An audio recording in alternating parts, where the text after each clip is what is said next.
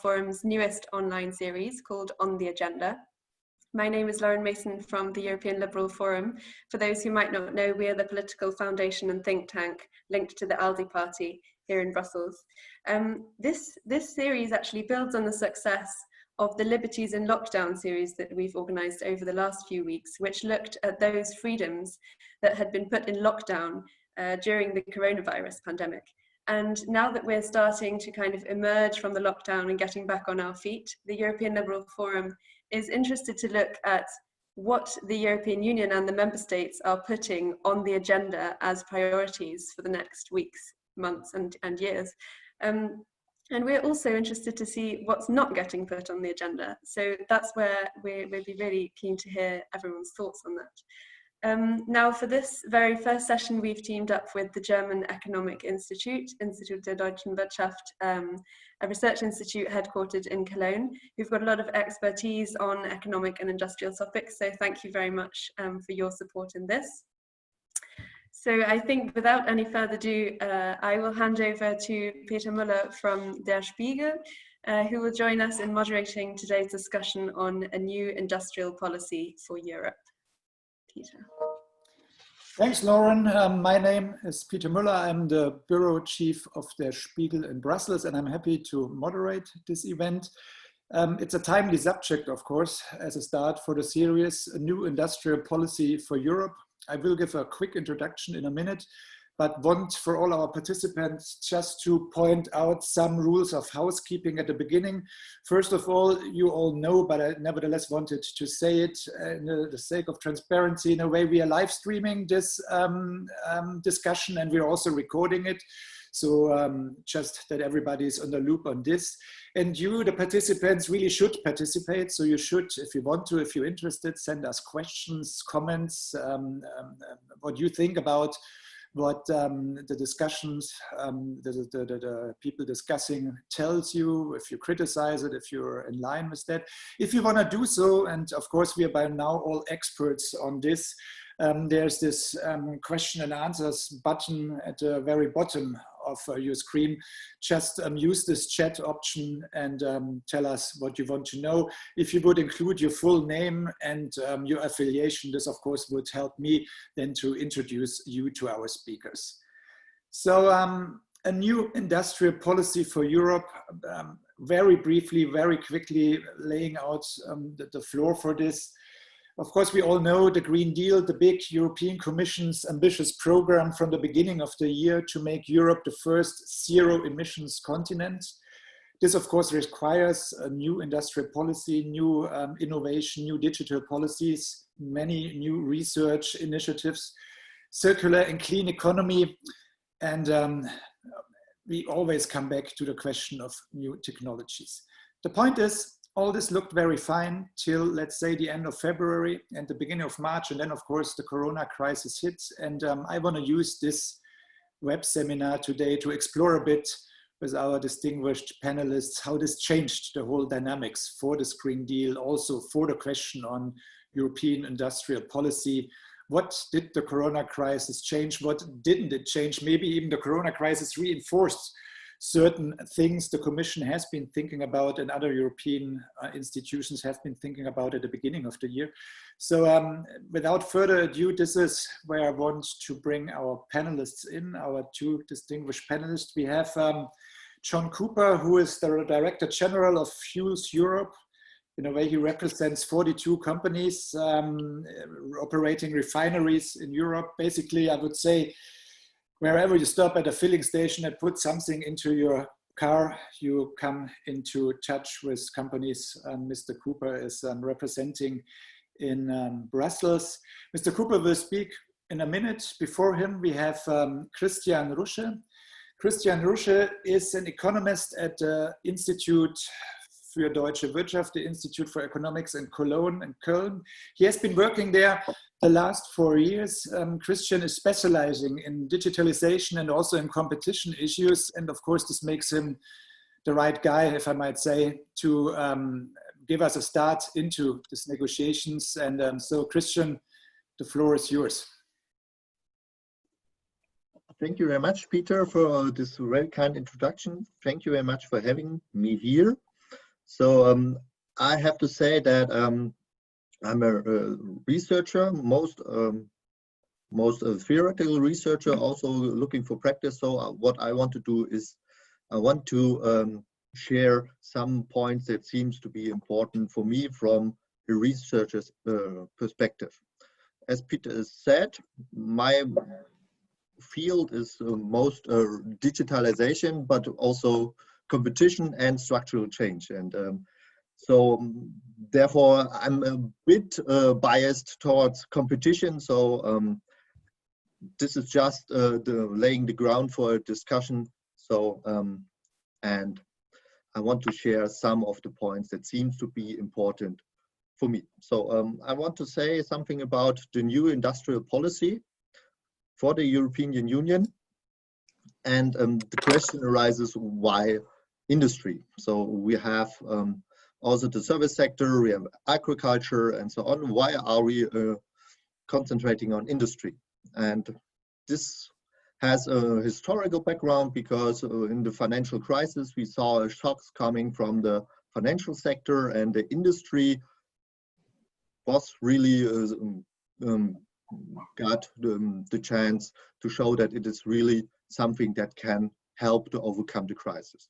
And industry is also important because it's at the beginning of this value chains. And when you have the industry in the country, you can also control the industry. You have all the capacities.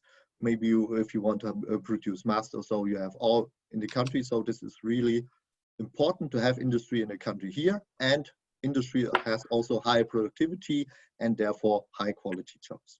And therefore, already 2012, the European Commission said it is vital to stimulate economic recovery, provide high quality jobs, and reinforce our global competitiveness. And the aim was to get a share on GDP of 20%.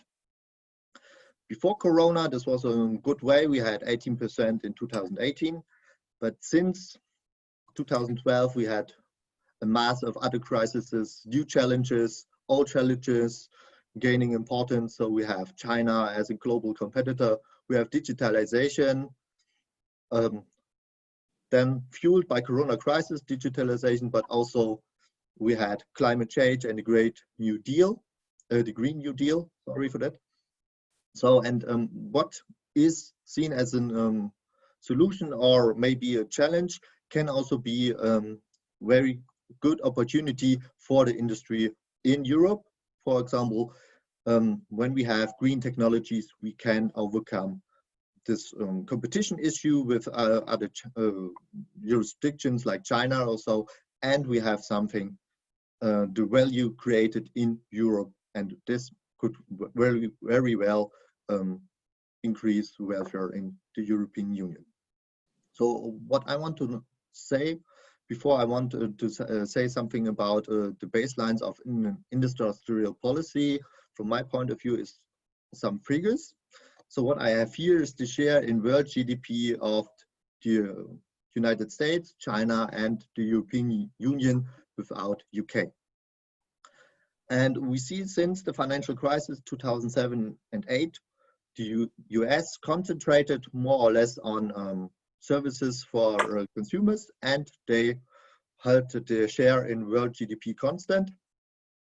Nevertheless, China concentrated on industry, for example, made in China 2025, and also Europe tried to concentrate on industry, and we see the gains of China go more or less one-to-one to on the account of European Union. Therefore, China is almost on the same position measured in world GDP than the European Union is. So we have fierce competition in industry with China, and this is something we have to keep in mind.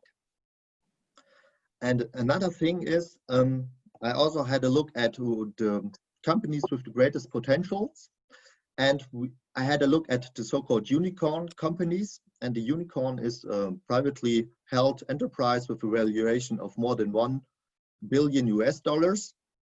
And the problem is, in the first quarter of 2020, we had 471 of these worldwide, but only 29 in the European Union.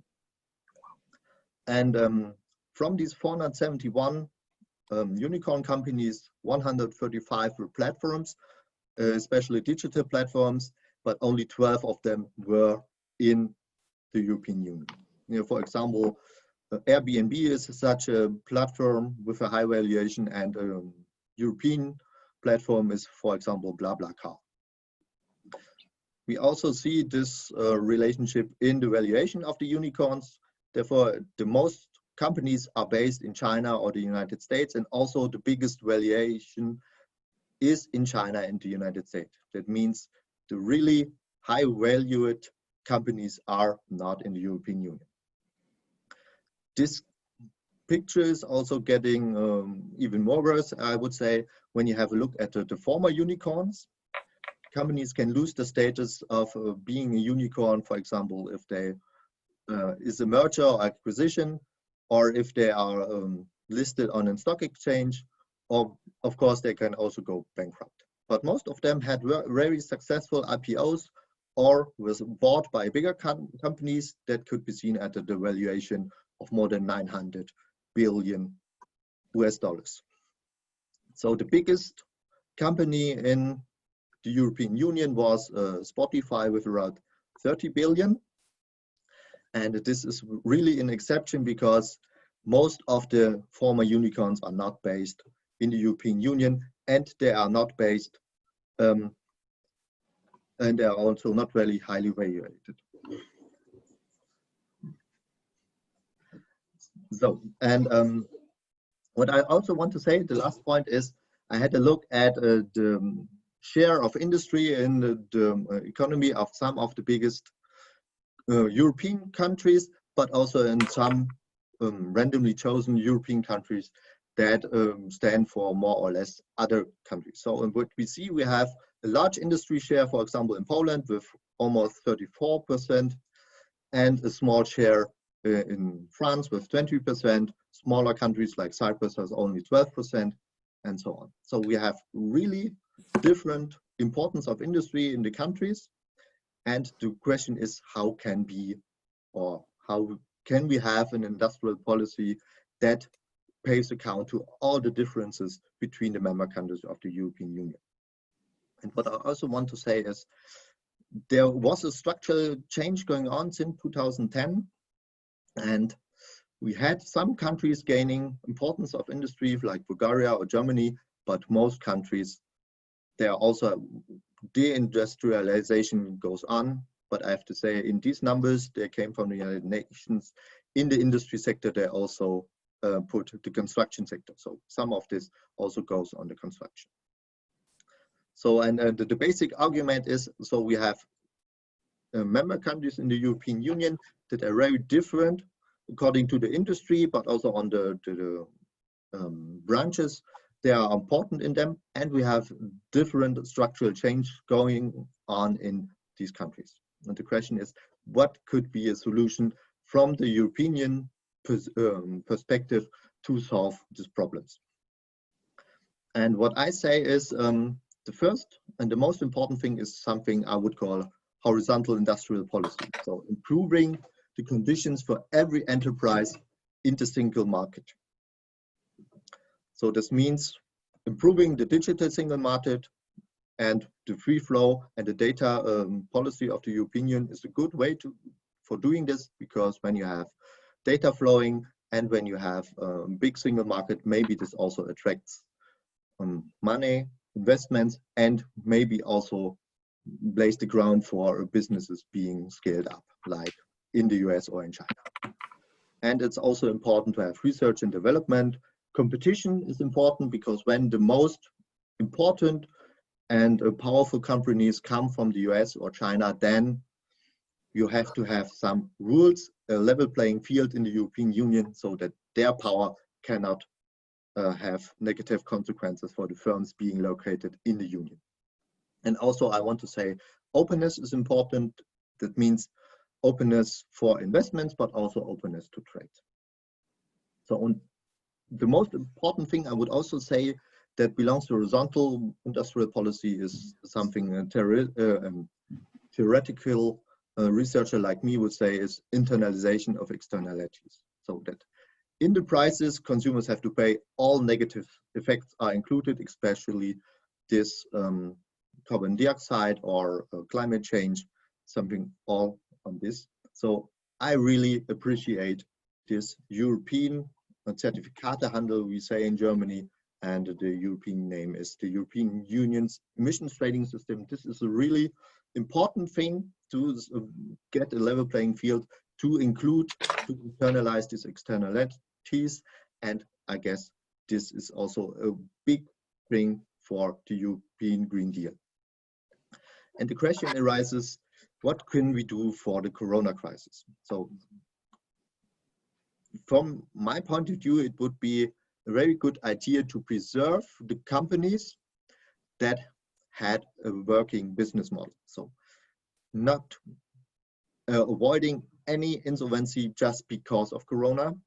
This should be an important thing for intervening. So intervention, you have to do this because because of Corona, any firm can go bankrupt, and you have problems with competition, you have problems with mistrust, and a crisis that is fooling itself.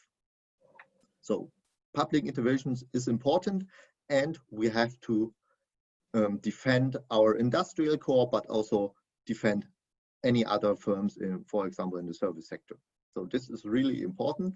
And from the European perspective, this could mean putting the member countries in the position to do this. That means to intervene and also maybe improve the conditions for every enterprise. The second thing we could do is vertical industrial policy. That means identifying possible future technologies, for example, the CATs of the European Commission. That means the key enabling technologies.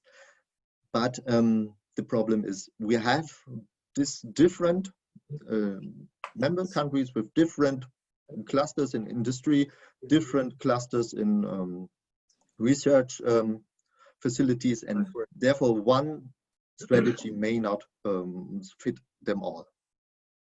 So we also should put the member countries in the position to develop their own industrial clusters.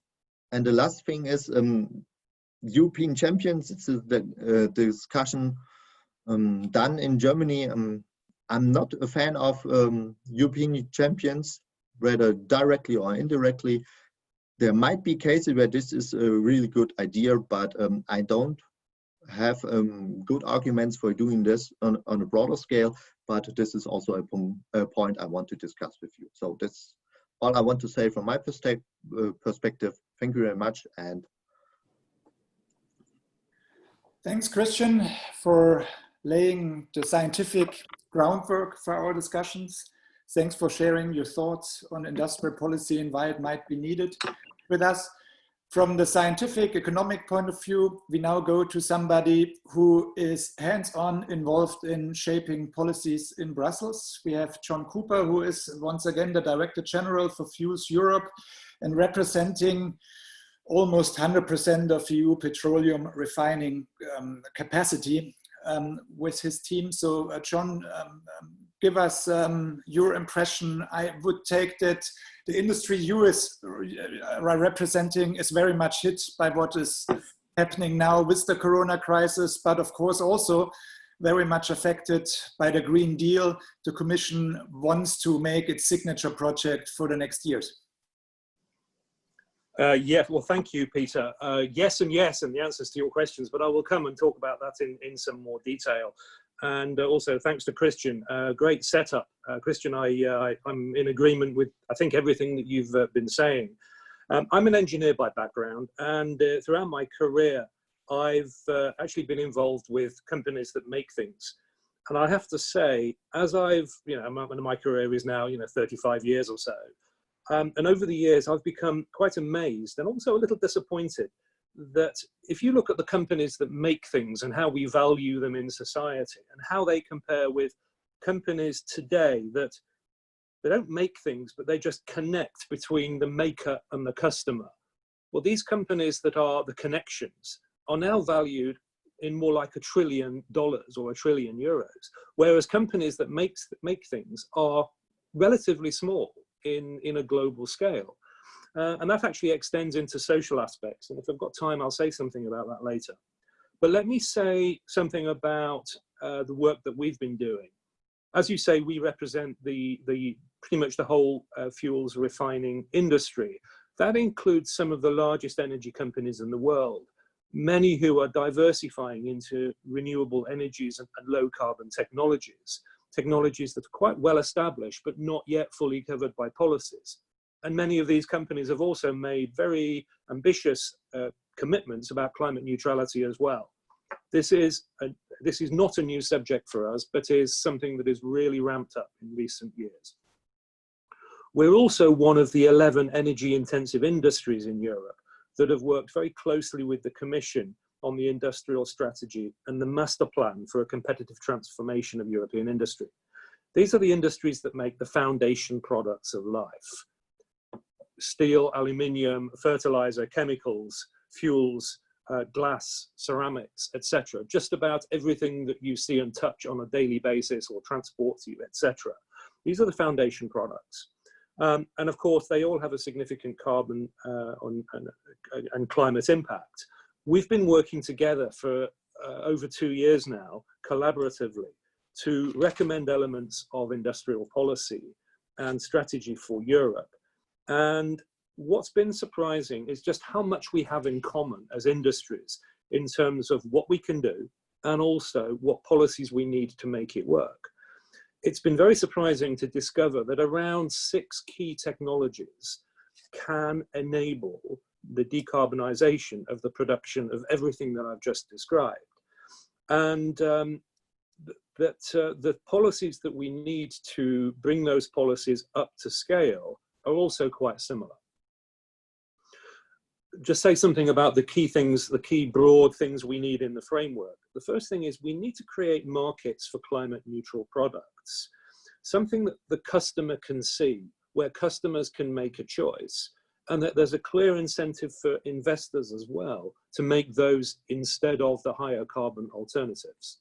Now, that's going to require a lot of work in a lot of different ways. It's not only the technologies to make them, but also to connect the message to the customer. Because let's be clear, if you're taking steel that's made in a low carbon way rather than high carbon way, it does exactly the same for the customer. It's the history that's important. And we will have to pay a little extra for that history to be carbon neutral. The same is true of every one of these products. And customers need to have that communication. It could be that that is also the basis for different taxation or recognition in policy. But we're thinking this could be a link to the digital agenda, by the way.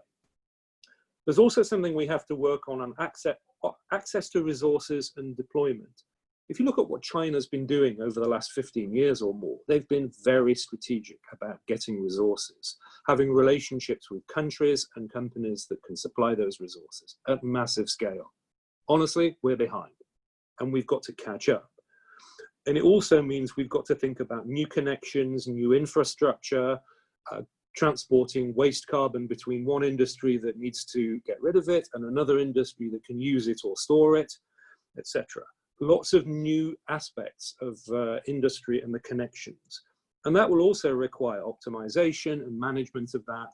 And again, new opportunities for the digital agenda, connecting and supporting the industrial picture. And then there's also something about financing, and that's strongly connected with the sustainable finance agenda. And one of the concerns we've got there, and I think you touched on something earlier and something you said about, I think it was CCS. One of the concerns we've got is that there's a real temptation to go for a binary view of what's the right thing to do here, you know, to support the pure green solution versus what's sometimes called incrementalism. We would argue that actually the two approaches are the same. It just depends on where you're standing. If you're putting a CCS plant into a refinery, it reduces your carbon footprint by 5%. Many argue that that's incrementalism and shouldn't be recognized as major progress. If you're an independent company and you put in a CCS plant or another type of plant somewhere, that might be regarded as pure and green, and it should be supported. So what we're concerned about is that this approach actually can sometimes be a kind of a disguise for discrimination based on who you are versus what you do. And that's something that, you know, we ought to come back to in other policy debates. But anyway, those are the three elements of what we need in industrial policy. And we're very pleased that the Commission, we've now got an industrial strategy and set of policies, and we're developing that. We're working closely with the Commission and other stakeholders, and we absolutely need MEPs, other groups, to help us develop the right framework, because it has to work for every part of society. Let me focus last on the contribution that Fuels Europe is making. As you know, we had an exchange earlier, Peter, and you said clearly our industry has a huge amount to do. Yes, we do. As an industry, our product has emissions not only in manufacturing, but substantial emissions in combustion as well, scope 2 and scope 3, as we call it. You would be surprised how much we've already done. And actually, I did a series of interviews and we made press releases in June describing our pathway to actually get to climate neutrality for the whole picture of emissions of our industry. We do say that the demand for liquid fuels will fall off quite dramatically between now and 2050, but we don't believe it can or should go to zero. What we have worked out is everything that we supply as a liquid fuel by 2050 can actually be climate neutral over the full life cycle through manufacturing and the production of manufacturing and combustion emissions. That may be surprising. It surprised us, but actually we really can do it. We've worked out how you scale it up. And with further development of policies, we actually think it's within reach.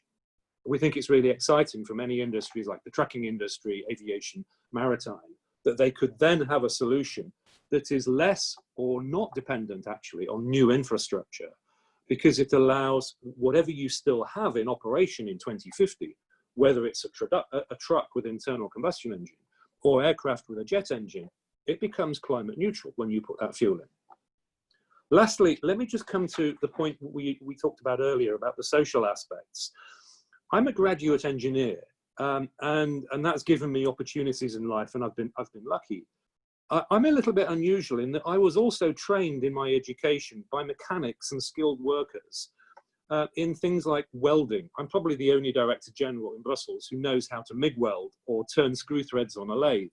But what that gave me actually was a deep respect for the people in society that are deeply skilled practically in making things happen. And today, those people are not that well paid. But if you're an app designer, your opportunities are enormous. I think we've underestimated the people that do the practical things in life. And one of my own reactions to the coronavirus crisis is we were all told to work at home. But actually the people that became really important getting the practical stuff done in life couldn't work from home. And we suddenly valued them really highly. I think we've got to think again about how we value industry and the people that make industry work, not just at the top level, but at the middle and lower levels as well. We really do depend on those people to make good things happen in our practical lives every day. And we need to come back to that. Let me stop there. Happy to have a debate about any of that later. Thanks. Thanks, John. That was really interesting. And I really can also relate to what you said in the end on the social aspects. I mean, truly, there were so many people who had to work during the Corona crisis, who were not able to stay at home. And I just think of the nurses whom we applauded every evening at 8 o'clock. But then when it came to increasing their pay, actually, the applause in the politics, at least in Germany, the country I know best, it stopped. So thanks also for pointing this out. John, let me kickstart our debate in a minute, but just reminding our participants, if you want to ask questions on the bottom of your screen, you see this Q&A bullet. Just use this and write your questions. Tell us who you are, whom you direct your questions to, and I'm sure to ask our participants to give you an answer. John, looking at the overall setup where we are at the moment when discussing the Green Deal and industrial policy. We had a good start at the beginning of the year with the Commission pushing for both of these points. Then the crisis came, the virus, Corona, And it might be a preliminary observation on my side, and if I'm wrong, then you will correct me. But could you say that the coronavirus changed the debate in this way, that with the Green Deal, maybe in the next months and years, it might be more difficult to get forward because of the economic impact the crisis has? Whereas with the industrial strategy, with the idea of strengthening traditional industries in Europe, and also, excuse my language, to protect European industry from takeovers from abroad, that this actually might, this trade might be strengthened because of the impact of the corona crisis. Would you agree that there's this kind of disconnect between the Green Deal maybe being weakened and the industrial policy actually getting another kickstart due to the crisis? What's your thought on that? Well, yeah, I think, I mean, there's a lot going on around this, and I think I'm broadly in agreement. I mean, thinking in business terms, let's just talk in business terms. You know, businesses, you know, this is a market economy in Europe where, you know, businesses can choose to be in a business or not. And one of their main objectives is to make money for their owners, their shareholders, whether that's state or whether that's private. And so that's always one of the, you know, one of the major things on the agenda for every business. In terms of looking at the future and policies for, you know, like the Green Deal, up until around Christmas or January, every business would think in terms of, how does this compare with business as usual? How do we adapt from business as usual to the Green Deal? What are the steps to get there? Does it make sense for us? Do we need to ask for some changes in that, etc.? Well, business as usual doesn't exist right now. And for many businesses, it may be years away before we get back, and we may never get back. I mean, you look at the impact on the aviation industry, which also impacts the fuels production industry. Jet fuel demand was down 97% at one point. And you know, that's pretty tough to manage for everybody. So business as usual, it's been a shock in that it makes you realize that you've got to think again from the ground up, right? Does this make sense from zero rather than from business as usual? And in some ways that's helped and provoked people to think again, what's the right approach now for the long term? On the other hand, let's be clear, a lot of businesses are very poor and cash poor. Some of our customers are looking at survival, and their focus is getting to the end of the year, not to getting to 2050. The climate transition for industry will be expensive. Europe depends very heavily on plants that are fully depreciated, many older plants. So there's really no capital cost on the books, in the, you know, in the accounts, on the annual accounts of many plants, because they're fully depreciated. If you have to replace that with capital intensive technologies, and many of these technologies are capital intensive, you've got a very substantial additional cost. Ambitious investment programs are quite difficult to put together this year because of what's happened. Everybody's hoping we do get back to a healthier situation, but that is the single biggest challenge for how we then move forward in businesses like ours. Thanks very much, John. One tool, and this I would direct to Christian this question, one tool, of course, of keeping the plans, which we all just debated at the beginning of the year, for instance, on the Green Deal, on track. One tool now is the recovery plan, which has been introduced by the European Commission, 750 billion of grants and credits to countries which are worst hit by the corona crisis. Christian, to what extent are you confident that the money handed out under this plan, when it's agreed upon, maybe till the end of July, that the money handed out under this plan actually helps still in this green transition? Or let me ask the other way around. The Commission, for handing out the money, seems to emphasize the criteria of the unemployment rates in the last 4 or 5 years. Is this a good way to kickstart an economy and bring it into a greener future? What are your thoughts on this as an economist, Christian? Thank you very much for this very important question. What I want to say in advance is we have high environmental standards here in the European Union. It may not make sense to get all the industry out of the European Union and then we import just the goods. So we have this environmental damage in other countries.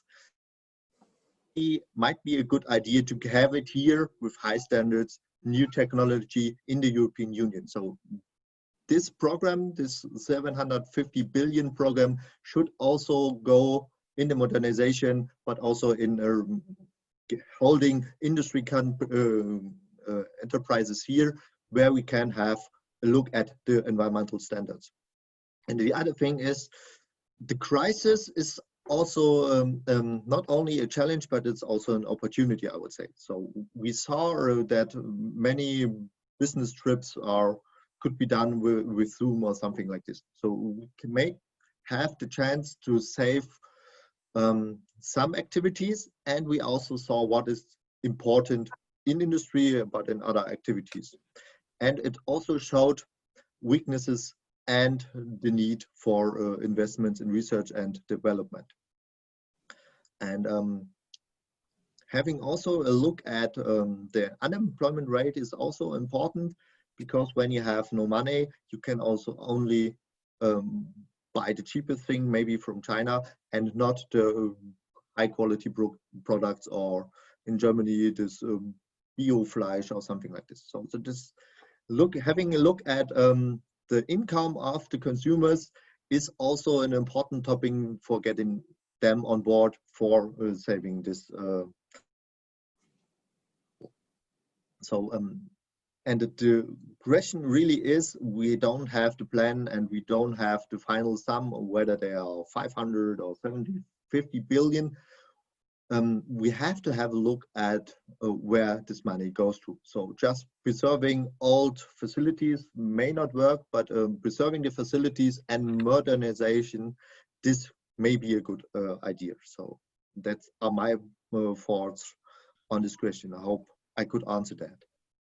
John, sure, thanks for that. John, you said in your comment that industry, to a big part, is looking at the end of the year to make ends meet, and not towards the year of 2050. 2050, of course, the year where the European Commission wants to achieve climate neutrality and be the first continent on Earth to achieve this aim. But of course, in this year, in the next coming months, there will be a debate on another goal the Commission sets itself when it goes on reducing greenhouse gas emissions, and this is the year of 2030. So far, the plans have been that in comparison to the year 1990, the greenhouse gas emissions should be cut by 50 or even 55%. To what extent, now also having in regard to Corona crisis, to what extent do you still think this goal should be written into law in this time? I'm going to give you a slightly different answer. We support Europe's ambition to be climate neutral in 2050. Our approach to getting there is all about getting really well equipped and good at the technologies, and cost effective at the technologies at huge scale to make it work. I would also say we firmly believe that in order for the European Green Deal to be effective, it has to be adopted by other countries, other parts of the world as well. I mean, to be frank, from the planet's perspective, if Europe gets to climate neutrality and the rest of the world carries on with business as usual, it will have failed. We will have failed. And so I do believe we need to think more deeply about what's the international engagement to make this work. And the other thing I'd say is that we also believe that industries in transition, we need to respect the fact that industry is in transition. The existing business will underpin the financial investment in the transition. You can't just throw a switch and say we go from one to another. The industries that we're talking about are margin businesses that depend on scale, huge material flows, conversion with a very small margin, and you need the volume to actually make it work. The transition to a completely new technology will be done, investment one at a time, $1 billion at a time here and there. but it will be, you know, several of those every year for every industry, adding up to some trillions by 2050. We think long-term clarity is really important, because let's take whether you're talking about green hydrogen from electrolysis or CCS or synthetic fuels plants or advanced biofuels plants. Every one of those is 500,000 or 1 million. If you want to be good industrially, you set out with a corporate strategy to say, we are going to master that technology. We'll do 1 plant this year, then we'll learn from it, and we'll do 2 years later of the next generation, and then we'll do 20 3 years after that. You don't just set out to do 1 plant. You set out to master the technology. And we need, I don't know whether champions is the right word, but real expert companies that are, you know, deeply committed to making each of these technologies work. And it doesn't help if your policy only goes out and then you don't know, you know, say 2030, and you don't know what comes after that. So actually, one of the things that we're saying is we want to see a longer trajectory, policy by policy, that enables us to plan, enables companies to set out their strategies to get there. So the 2050 is really important. Actually, 2030, we think it might be better described in terms of, we need to be here with electrolysis of hydrogen. We need to be here with biomass conversion. We need to be here with carbon capture and utilization or storage at scale. And so the technology positioning is in some ways more important than the number for GHG savings in 2030. Christian, John mentioned briefly the name of European champions. Of course, creating industry in Europe which is able to compete on a global scale. You also in your outline talked a bit about European champions. Let me ask, we've been discussing also before Corona a lot about this case. Madame Vestager has decided on the merger of Siemens and Alstom. Was it, in the end of the day, looking at it just now a couple of months later, was it a mistake to actually prohibit this merger? How would you assess this if your visitor is out of the room again? Okay, thank you very much for this question. And this case of Alstom and Siemens, I would say this maybe when we had a look at this, we might have less concerns with this merger. Railroad company investing in Vossloh, this diesel engines in northern Germany. So the Chinese are already here. So we have a new competitor, and therefore a merger of Alstom and Siemens may a way to set something against this pressure made from China. So what I want to say is creating European champions is not always a good idea. It's always a case-by-case decision. Because when you create a European champion, we have maybe a merger of 3 or 4 companies from different member countries.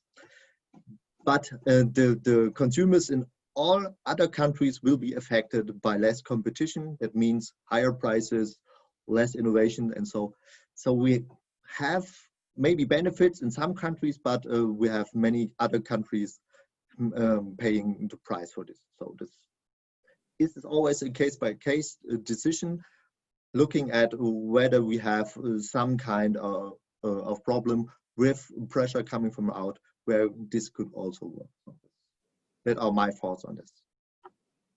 Christian, our listeners and people watching us are also kind of intrigued with this question of champions and the unicorns. And Victor Thomas is asking, how can the EU have more unicorns if it has to compete with Chinese-sponsored companies? Should there be more state intervention in our economy? I think a timely question also, given the fact that Madame Vestager has outlined her white book on exactly these questions on the change of state aid policies just 1 or 2 weeks ago. What's your thought on that? What can we do to have more unicorns here in the European Union? So in Germany, we had this case of CureVac and BioNTech. Both or were unicorns, and both are working on vaccines for this coronavirus. And BioNTech is listed on the Nasdaq, and CureVac is going to be listed on the Nasdaq, although the German state invested 300 million euros there. So we have seeing this as being attractive, their business. So there seems to be a real problem for of attractiveness of the European financial market. There we should work. But we can also see we have these companies, but they don't seem to have the financial background here in the European Union. So this is a thing we should work on. And the other thing is this digital single market. We see these platforms have to have a big market, and the US have a big market, the Chinese have a big market. And the thing is, when we have a digital single market here, we can also have these scalable businesses here in the European Union. So this is the topic of horizontal industrial policy, getting the single financial conditions, but it may also be a topic for every member country to improve the conditions there. For example, we have companies from Sweden or so, and maybe we should have learning from the most important or the most successful member countries. So we may have an exchange of ideas, successful policies, and maybe the European Commission or the European Union can play an important role in this. John, listeners, all participants also have been responding to your remark that it's good and great if the Europeans come up with a broad reduction target and even zero emissions goal till 2050. But you said, what does this help? And I rephrase it, it's my word. What does this help if globally everybody else just continues to pollute the environment? Let me ask you also, with the help of our audience, there is, of course, this idea of a carbon border adjustment tax being debated in the European Union. And so far, I, as a journalist, when I ask around in the Berlaymont, in the Commission headquarters, so where is it, what's happening? They always said, well, it's difficult with the WTO rules and there are different kind of expertises we have, but the legal services are not quite clear. So on the other hand, this idea got, I think, a bit more traction now, as 2 days ago when Mr. Macron was visiting Madame Merkel in Germany. Merkel said, we really should get this done. We should get carbon border adjustment tax. So if the German Chancellor taking over the European Council presidency in these days endorses it, we should maybe take it politically more serious now. What are your thoughts on this? Could that in a way help to address the concern you also outlined of European industry towards their global competitors, which will produce, for instance, steel and aluminium without the framework of green legislation the European companies have to stick to? Okay, right. I've had that question before, and it's a very good question. And I think I've got a good answer for you. Let's just start by saying something about the ETS. Mm-hmm. ETS, an excellent policy, tradable, economically efficient, ambitious, but there are some problems. First of all, it only covers half of the economy. Secondly, for some businesses, the best way to avoid ETS is to relocate outside of Europe. So there's a clear incentive to not make in Europe. And the border adjustment is one possible method around that. The other thing that I'll say is, let's be clear, ETS is, its history is 5 to 25 euros. It's helped make the reductions we've made so far. From here to 2050, it gets more expensive. While we are very lucky to have renewable, wind and solar power coming down in cost, that's the easy bit. Making steel or other, foundation products will cost a lot more than just replacing the electricity supply. It's replacing the kit, the processes, a lot of different things. Costs far more than the ETS price today. So we do think that the border carbon adjustment is useful, it's important, but it goes kind of hand in hand with ETS it's still struggling to deliver the carbon prices that you need. The carbon prices that you need are in 3 digits, not in 2 digits, right? But here's an illustration of something that can work and is already working, that's similar to a border tax. When you go to the petrol station and you buy fuel, most of that has been made in Europe, but some of it, around 20% on average, has been made outside of Europe. It's all taxed at the same way. If that was described as a carbon tax, it would be around 200 euros a ton on the combustion emissions for the fuel. Everybody pays the same. It's not a border tax, it's a market entry tax. I've never seen anybody at WTO complain about a market entry tax called fuel tax in Europe. So we link that to the idea of making markets for low carbon products, and that maybe we need to think about market entry tariffs based on historic carbon, rather than a border tariff, which sounds inflammatory in terms of trade discussions. And by the way, that's exactly one of the proposals for how we want to make our own transition work. And we'd like other industries to look at it too. Christian, what do you make out of the trading system, but also the border adjustment tax? What are your thoughts on that as an economist? So from a theoretical point of view, this trading system is very efficient. As John said, this is really the amount of carbon dioxide you want to put out in the environment effective. And because the rights can be sold, that means the enterprise this is most efficient benefits the most, and the enterprise that is not as efficient has to pay a price. And so therefore, they benefit from this.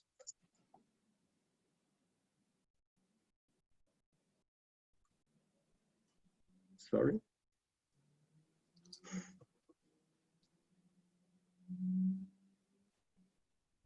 Sorry, I could. Sorry, you were just silent for a minute, Christian. Okay. Your phone was out, but now you're back. Go ahead. Sorry for this. Okay. So what I want to say, so that this the trading this rights to put,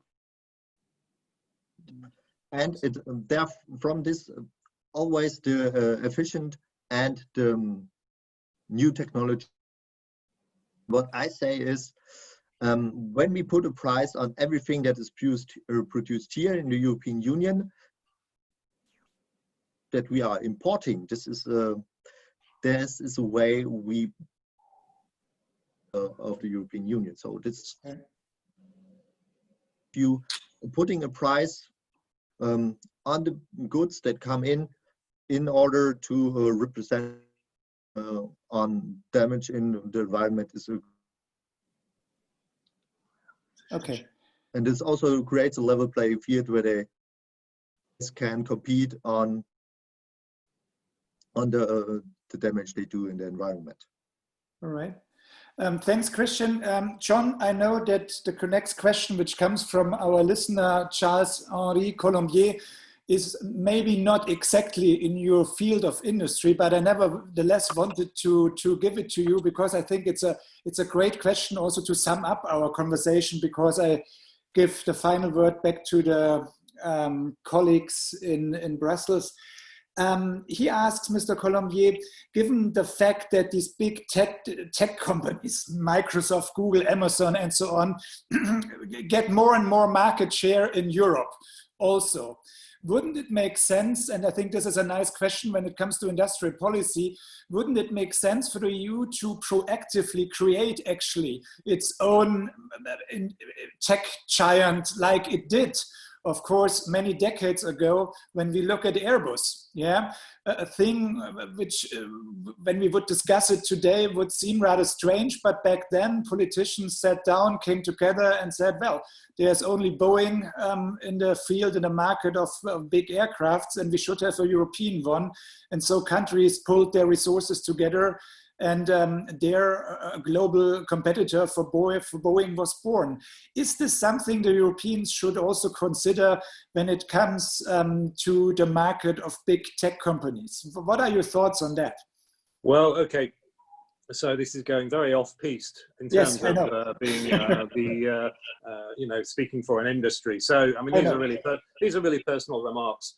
I do believe that Europe needs to be strategic, deeply strategic, in many directions for businesses and industry. And I do think we have to be really concerned that the other parts of the world are now capable of developing huge companies. And we also see, particularly in tech, there's often a tendency for one technology to become dominant or one platform to become dominant. I don't know what the right interventions there are, but I don't think it's healthy.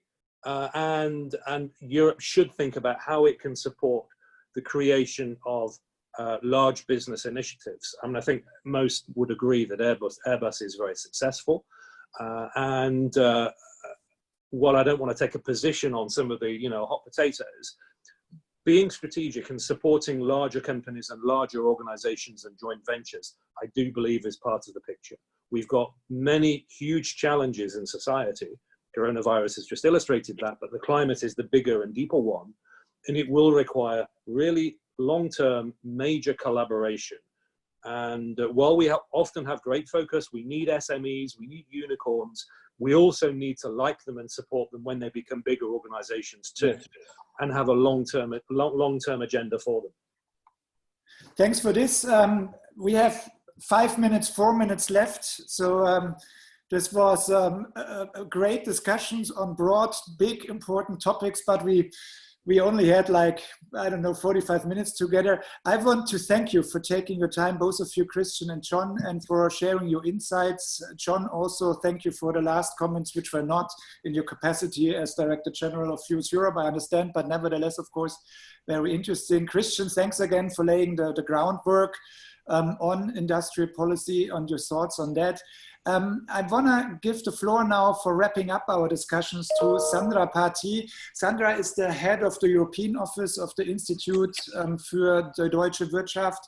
So Sandra, if you want to come in and maybe give us your thoughts on what you learned in our discussions and where the way forward is. Thanks very much. Thank you, Peter. Thank you to the panelists. Yes, very interesting debate. Interesting topics you sort of touched upon, and not surprisingly, not really all the answers have been found in this hour. So there's definitely still more need to discuss and propose new ideas and come forward with sort of more food for thought. But I think what one can take away from this discussion now is there is definitely a need for a European industrial policy, not least if we want to answer to strategic challenges also from China. So definitely time there to for Europe to think about its own interests and to find a way of positioning itself on the global level. Also, I mean, as we've heard, manufacturing is definitely still a rather important bit for the European economies. So supporting its sort of recovery now, and also not forgetting that those companies are the ones that are supposed to actually finance the transition to a new sort of era is important when we now discuss about where and how to spend the money that the leaders hopefully agree on by the mid of this month. So it's important for Europe's economic performance to keep its players in Europe, to not burden them too much with additional costs, since they are facing a very difficult time, as John has mentioned, till the end of the year, let alone until 2030 or 2050. I think what was also very interesting from my point of view was the call that as John made it, that we need to support the large European joint ventures, you know, facing the troubles from Corona and from climate.